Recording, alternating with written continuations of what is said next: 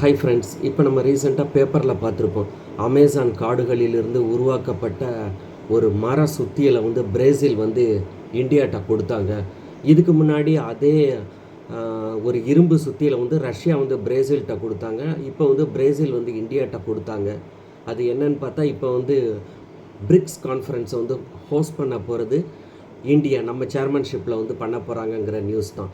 So இது வந்து ஏன் இதை பற்றி இப்போ எல்லாரும் பேசுகிறாங்க அப்படின்னு பார்த்தீங்கன்னா, 2001 வந்து ஜிம் ஓநீல் அப்படின்னு ஒரு பிரிட்டிஷ் எக்கனாமிஸ்ட் பற்றி கேள்விப்பட்டிருப்பீங்க. அந்த ஜிம் ஓநீல் அவரோட ரிப்போர்ட்டில் வந்து என்ன சொல்கிறாருன்னா, இன் 2050 வந்து குளோபல் லீடராக இருக்க போகிற ஒரு 4 கண்ட்ரி என்னென்னா பிரேசில், ரஷ்யா, இந்தியா, சைனா. அவங்க வந்து பிக்கஸ்ட் சேலஞ்ச் டு G7 நேஷன்ஸ்க்கே இருப்பாங்க அப்படின்னு சொல்லி அவர் ஒரு ரிப்போர்ட் ஒன்று கொடுத்துருந்தார்.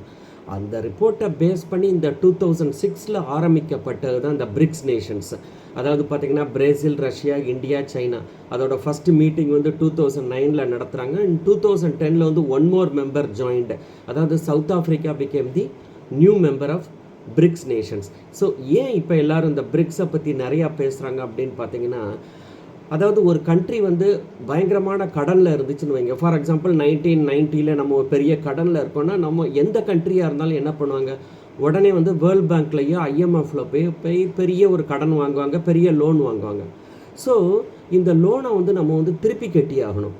இந்த லோனை திருப்பி கட்டுறதுக்கு அவங்க வந்து ஏகப்பட்ட கண்டிஷன். லோன் கொடுக்கறதுக்கு முன்னாடி அந்த வேர்ல்ட் பேங்க்கோட கண்டிஷன்ஸ் என்னென்னா, முக்கியமாக அந்த தனியார் மயமாக்குறது, ப்ரைவேட் இண்டஸ்ட்ரியெல்லாம் உள்ளே கொண்டு வரணும், அவங்களோட பங்களிப்பை ஜாஸ்தி பண்ணணும், குளோபலைசேஷன், அது எல்லாமே ஒரு கண்டிஷனாகவே இருக்கும்.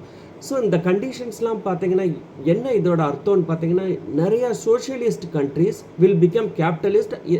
ஏன் இந்த சோஷியலிஸ்ட் கண்ட்ரிலாம் கேபிட்டலிஸ்ட் ஆகுதுன்னா, அவங்களால கடனை திருப்பி செலுத்த முடியல. இது வந்து one of the main reason.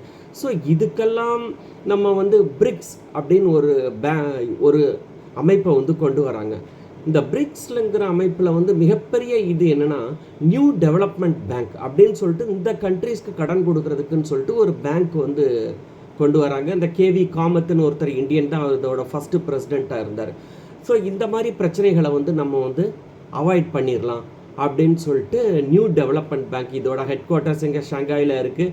அப்புறம் இந்தியாவில் கூட பார்த்திங்கன்னா குஜராத்தில் வந்து அதோட ரீஜனல் ஆஃபீஸ்லாம் இருக்குது. ஸோ இதில் இப்போ ஏன் ஒரு முக்கியமான விஷயங்கள்னு பார்த்திங்கன்னா, இது வந்து ஒரு 5 கண்ட்ரி மட்டும் கிடையாது. ரீசெண்டாக நிறையா countries they became the member of BRICS. அதில் பார்த்திங்கன்னா ரீசெண்டாக ஆஃப்ரிக்கன் கண்ட்ரிஸ் கூட ஜாயின் பண்ணியிருக்காங்க. The countries like Egypt.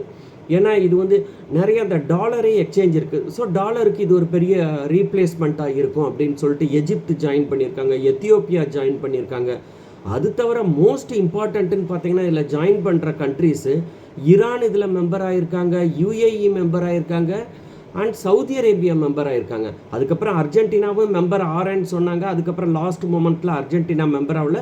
But அந்த ட்ரேடில் மட்டும் நாங்கள் வந்து பங்கெடுத்துக்கிறோம், ஆனால் we are not the full member அப்படின்னு அர்ஜென்டினா சொல்கிறாங்க. பட் அர்ஜென்டினா போன அப்புறம் Indonesia they became the member of BRICS. மொத்தம் 11 கண்ட்ரிஸ் என்னமோ இப்போ வந்து பிரிக்ஸ் மெம்பராக இருக்கிறாங்க.